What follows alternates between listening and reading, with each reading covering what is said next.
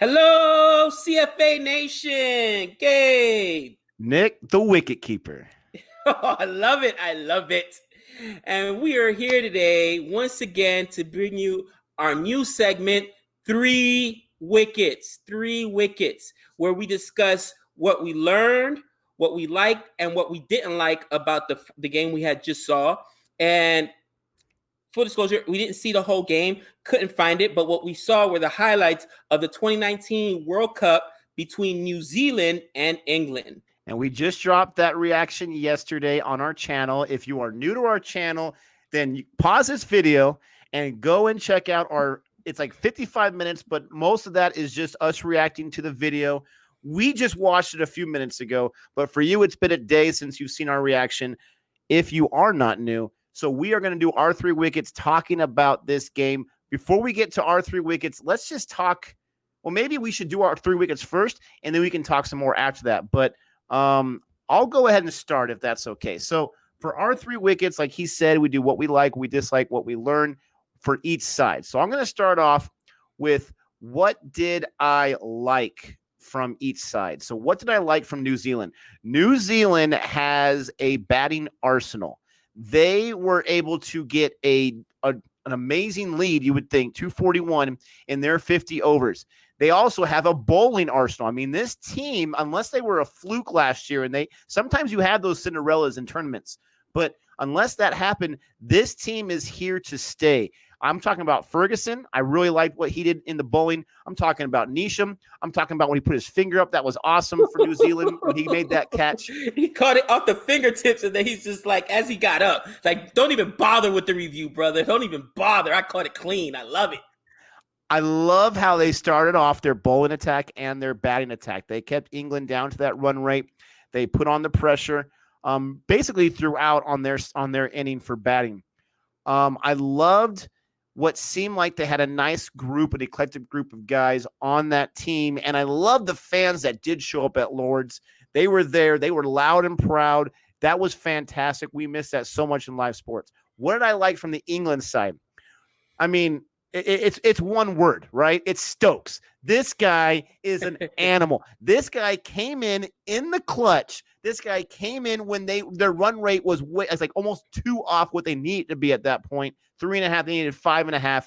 This guy came in with, I think it was Butler, and those guys put on the partnership that at the end of the day, you see what happened now in hindsight. They won the match for them from their batting skills because the England bowling was strong, but not super strong.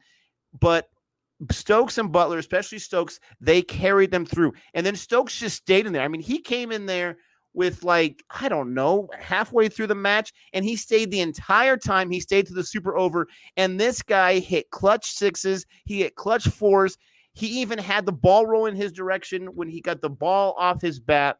And to his credit, he stood up and he basically said, I didn't mean to do anything. Like, he actually felt bad if people thought he did it on purpose. He was still being a gentleman in that moment. Stokes unbelievably came through the clutch. In baseball, you need a guy called a closer who's going to close the game. Both of our teams, surprisingly, have two of the best closers of all time. I give the edge to Mariano Rivera because he is the GOAT, but Trevor Hoffman is no shame when he played for a losing team. If you have a closer, you have a chance, especially in the playoffs, and that's what Stokes was.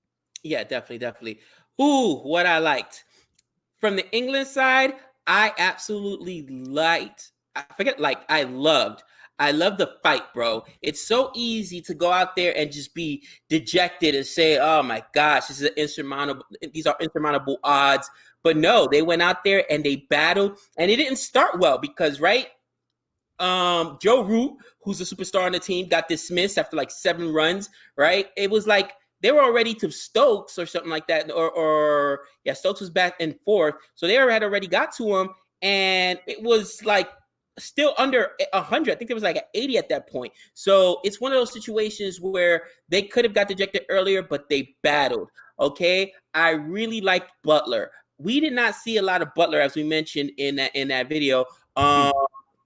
During this last or the first test match of 2020 because of COVID, we did not see a lot of Butler. He got dismissed early, and people were talking about how he did not play well. Well, now we know why Butler is a superstar, because Butler was banging out there, bro. Yeah, Stokes carried the team, but remember, they had a partnership that actually set a record at what was it, 102 or something to that effect, and they both got 50 on the same over, which I absolutely loved. Hats off to them. What I liked on the New Zealand side, I got to say, that Neesham catch was unbelievable. Unbelievable. Pure entertainment. Everybody keeps saying catches win matches. If you go through our comments, catches win matches. That's the kind of catch that makes all the difference, man. It was off his fingertips, barehanded. I mean, it was an amazing catch. The commentators even said that's one of the most amazing catches you'll ever see in all Test cricket. New Zealand's defense was really, really good, with a couple of gaffes, and we'll talk about that in what I did not like. But that catch alone has to be top 10 of all time. The commentator said it was the most amazing catch he's ever seen. But that deserves to be in its own highlight reel. You know what I mean? Like, holy cow. And then his reaction afterwards, it was awesome. Awesome. He put up the finger. And he still had the ball in his hand, I'm pretty sure, when he did that. So that was just an instant reaction. Give me that finger. Show me, umpire. We got that out. But you're right. That catch, and I mentioned it when we did the reaction, but he catches it like this far. If this is the ground, the bottom of the screen, he catches it that far off. I mean, that ball is coming in. There is an absorption that you have to absorb. There's a shock that's coming through. There is pressure coming down, a force. And he was able to absorb that somehow with those fingers of steel and keep control of it. In football, they look at that all the time when a guy makes a catch. Did he trap it or did he catch it? And they look at, is there any kind of space, any kind of gap between the ground and the hand? And even if there's not, did the ball touch the ground at all? And that's exactly what we saw right there. It did not touch the ball. In my opinion, there's no question. He caught that 100%. All right, so let's go into what we disliked. Do you want to start this one off? I will start this one off because I'm going to tell you right now, I saw it a few times in this first test match over the 5 days, and it's the umpire's call when the technology shows you it should have been a wicket. I hate that call. I absolutely hate that. I do not like that, and a lot of people were even commenting about it, like, that's terrible. The commentator at the actual 2019 World Champion said, I'm almost speechless. I don't know what to say. It was clearly, and we're talking about, it was New Zealand, right? Should have gotten I forget who it was. I think it would have been a golden duck, right? The first golden ball duck, of the inning. And you know what that would have done to the momentum? Do you know what that would have done to the momentum? Think about it. They got down to 9 wickets near the end before that super over. That would have been the game right there. That's the game. You absolutely right. I didn't even think about that. That's the game right there. If you go back in hindsight, that one wicket, you know what I'm saying? That one run right there, that absolutely killed them. So I did not like that. It drove me crazy. With that being said, New Zealand had their chances. You know what I mean? We talked about how they played well defensively for the most part, made one of the most unbelievable catches. We got to talk about the drop. It wasn't Stokes that they dropped. They dropped which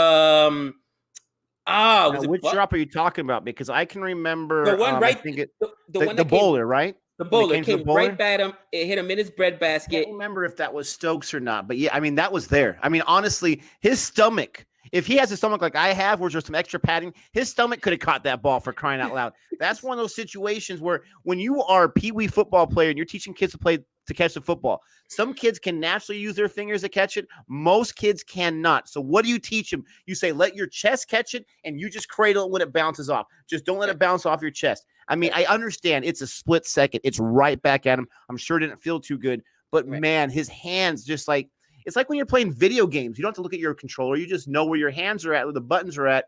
As a bowler, I can't imagine. You got to know where that ball's at. Right. Oh. From the England side, what I did not like, Joe Root, you are the captain of this team, okay? Everybody keeps saying about how he's a superstar. Bro, he got himself out, okay? And this is a big, big spot. And I understand it's a different mentality And we'll talk about that when what we learned. It's a different mentality where you're not really you are worried about the wickets, but unlike Test where you're trying to protect the wickets, here you got to worry about that run rate because you only got the 50 overs, so you want to score. You can't make that kind of a silly out. You can't make that kind of a silly out. They're depending on you, okay? You're batting 3 for a reason. So from the England side, that's what I did not like. What about you, Nick? All right, so for the English side, what I did not like is right in line with that. I'm going to go to Bairstow, though. Bairstow, I think, had like 17 runs when he got out. And if my memory serves me well, he was reaching high for that ball that got bowled to him. It ricocheted off his bat and went backwards and hit the wickets. It went downward projection and hit the wickets. If you just don't swing at that ball, it's a bouncer probably close to your head and no harm, no foul. It's not going to go anywhere near the wickets. You brought that ball to the wickets. Now, I understand hindsight is 2020. I understand that whatever. But again, Bairstow, from my understanding, he's a beast. He's one of their big guys. He was like 3 or 4 in the lineup. You can't allow that kind of swing to happen. And then like you were saying with Joe Root, this guy's swinging at balls that aren't even close. Like you've got to, I mean, thank goodness if you're an England fan, thank goodness Ben Stokes and Butler were able to carry it. That's why they were chosen as 2 of the 3 batsmen in the Super Over because they were in the zone. And Stokes is no joke. So that I didn't mean for that to rhyme, but that rhymes. So that's what I did not like is how, just like you, those big guys, you've got to protect the wickets a little better than that, even though this is not Test match. So on the New Zealand side, they could not stop the bleeding. They were way ahead. They had within, the first 30 overs or so, they had a comfortable lead. They were projected to do pretty good. All they had to do was just hold down the fort. They could not stop the bleeding. And I'm not sure if that's a captain's issue. I'm not sure if it's just Stokes and Butler were just such in a zone. There's nothing you can do about it. But even in the Super Over, they had a insurmountable 15-run lead in that 1 over or deficit, and they came within 1 run. They got the wide ball there. They just were not able to get over that hump. And why do I focus on that so much? Because my teams, they cannot stop the bleeding either. Sometimes they have years where they have really good teams. They get to the playoffs and they just completely choke. I've seen it so many times. And so it's easy for me to notice it in a different team. New Zealand, that was their chance. I know fans are probably sick of it. I'm not going to take anything away from the accomplishment of getting there in England, World Cup 2019, almost win it, 1 run behind. But you're talking about some foibles on the fielding and on the throwing. You talk about the throw that hit Stokes' bat. I'm not saying it's a bad throw, but that was way too low. I'm not sure if he was going for the wickets and not going for the fielder to catch it, but they couldn't stop the bleeding, and it sucks. And I know New Zealand fans are going to hate me for saying that, like, hey, why are you kicking us while we're down? Luckily, it's been a year, but that is what I did not like. All right. And I got to agree with you. And ultimately, here's the bottom line. You got to go out and take it. All right. It's not going to be given to you. And one thing I felt that New Zealand didn't have was that intimidator where, listen, if Stokes is batting the way he's doing and Butler's batting, he's got to be wearing one. How about some sweet chin music? You know what I mean? Have somebody go. And you didn't get any of that. They threw some decent Yorkers or whatever, but I would have thrown a bouncer, something, and you just didn't see that. So I agree with you. All right. What about what we learned? I'll let you go first this time, my friend. All right. What I learned, and I'm going to go back to what I said, what I liked. New Zealand's got a serious team. England's got a serious team. The only Test match I've seen, I didn't get to see all of it, was England versus West Indies. And I said in our 3 wickets, I'm not sure about England's team. They have a serious team. Even with Root and Bairstow, 2 of their big guys going down early, they were able to win the World Cup. They have bowling. They have batting. I still don't think, in the limited overs I've seen Archer bowl, I don't think we've seen what this guy can really do. So that's pretty promising for them. What I learned was Stokes is clutch. He's got ice in his veins. He is a gentleman. He is a pure, and we saw in the Test match against West Indies, he can bowl too. This guy is an all-rounder. This guy, in my humble opinion of my short exposure to their team, he should not be a temporary captain. He should be the captain. Now, all the Joe Root fans, they're going to kill me in the comment section. But from the 2 things I've seen, and Joe Root didn't get a chance to play because his wife had a baby. I don't hold that against him. He was not able to come to the clutch in the World Cup. I saw Stokes come. So I saw What I learned is that Stokes is a serious player. He is a superstar. And I also learned how amazing cricket is with the fans. The fans made such a difference on both sides, especially with those last few overs on England's inning. I mean, both sides were going crazy at different times. That super over. I mean, cricket is super exciting. When I first got into it, I thought, cricket, that boring game? Are you kidding me? Nothing boring about it whatsoever. So that's what I learned from the England side. You got Stokes and you got the fans, unbelievable. And I'm glad that they were able to see their team win it at home. That's pretty cool. What I learned from New Zealand's side is they have some serious guys on their team. They have Ferguson bowling. They have fielding. They have Grant Hom and a few other guys batting. They have what you need to make a World Cup run, which is what they did last year in 2019. They came 1 run short. What I learned is that cricket is in good hands in New Zealand, that it's healthy out there in New Zealand, and that they are not afraid. I mean, think about it. They came into Lord's, the historic place. I mean, even we know it's historic.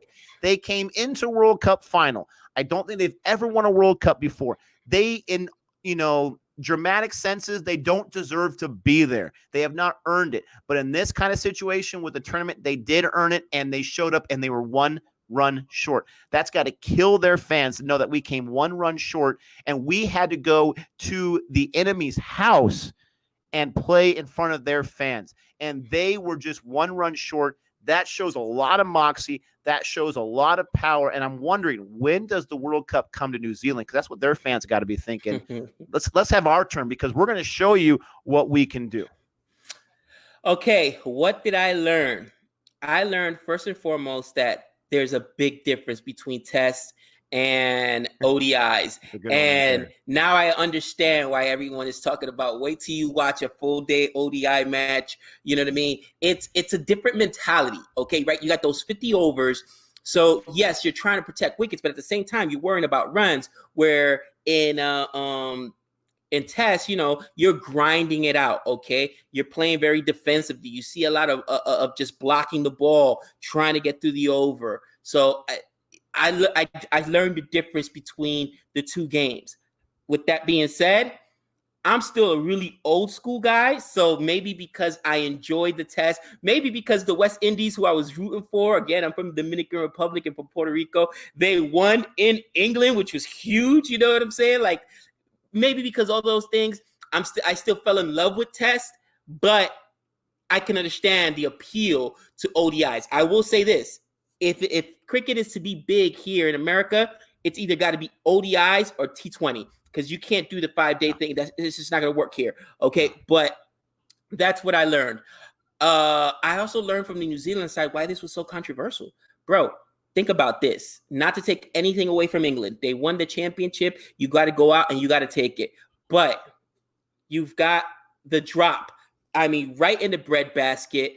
It was that is heartbreaking, okay? Because again, they lost by 1 run. 1 run. You've got twice. They lost by 1 run twice. Wait, you got the Ben Stokes, right? Ben Stokes gets a sixer on a ball that was actually caught in boundary, and the defender stepped backwards and stepped on the boundary. Okay, think about that. Then you got the inexplicable call by the umpire's decision on that ball. Like, you got to feel for New Zealand here. Okay, 100%. You got to feel for you. So I understand why it's so controversial. And then the final play that makes it controversial, the Ben Stokes sliding, I don't think it was intentional. Like you said, people do that all the time. It was done here several times. They're just, because if you just get that bat over, you know what I mean, you're safe. So he's running, he slid, it happened to hit the bat. It is what it is. But when you look at all those things, man, it's like, oh man, not only was New Zealand in a good position to win this game, they probably should have won it. But the avalanche comes falling upon you, and the floodgates open, and exactly to your point, you can't stop the bleeding. It was heartbreaking for New Zealand. Everybody always says, is it better to get to the dance and lose, or get to the dance and I win it all. I'm gonna tell you like this as a Knicks fan, okay? We haven't been to the dance in a long time. I expect to lose every year. They're talking about the NBA is gonna do the second bubble, so we're like in the toilet bowl bracket, basically. Okay, all the losing teams that didn't make it to the Florida bubble, the Orlando one, they're gonna start their own one. Yeah, exactly, the NIT championship. And I'm still knowing my Knicks aren't even gonna do anything. You know why? But as a fan who's been there with the Giants, with the Yankees, yes, it hurts when you lose that championship. But man, is it so fun just getting through it, getting to those games. It's so much fun.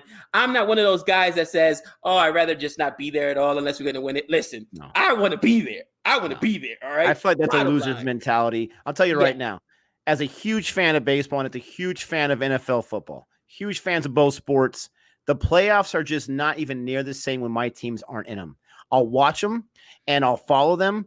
But when my teams are in it, no, not only am I stressed out completely, and I know they're probably going to lose, but it's just a different type of feel when you know at 5 o'clock tonight, my Chargers are playing in the wild card playoff game or whatever it is. Because when you get into that tournament, and I love tournaments, every team has a chance because they're in that tournament. We've seen it with the March Madness. We've seen it in the NFL playoffs. We've seen it in baseball playoffs. I mean, the Giants, 3 out of 5 years, won the World Series where none of those teams were superstar teams. None of those teams had Barry Bonds or Jeff Kent on it. None of those teams had those great pitchers they had in the past, but they won it 3 times because they got to the tournament. Anyways, I'm hearing myself what I had said earlier about Ben Stokes being a gentleman and saying I didn't mean to do it. And I'm thinking to myself, of course he said he didn't mean to do it, because if it's intentional, then it doesn't count. If it's unintentional, then it does count. So I'm sure Ben Stokes is a great guy, but anyone's going to sit there and say, I swear it wasn't intentional. When you watch the replay, it doesn't even look like that bat moved up at all. So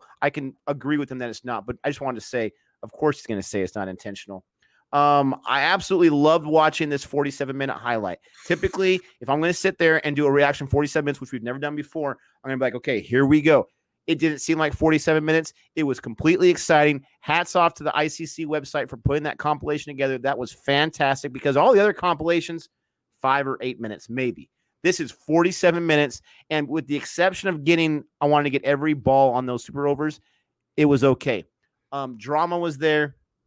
I am absolutely so pleased that we were able to do this. It was last minute, but we were able to do this and post it. We hope you guys enjoy it on our channel.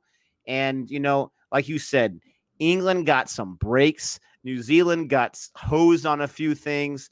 I mean, that catch into the boundary. I mean, if he would have just caught it and not touched the boundary, or dropped it inside and it hit the boundary, that would have been a difference of 2 runs. There's like 8 different scenarios where New Zealand could have won it if it would have gone their way.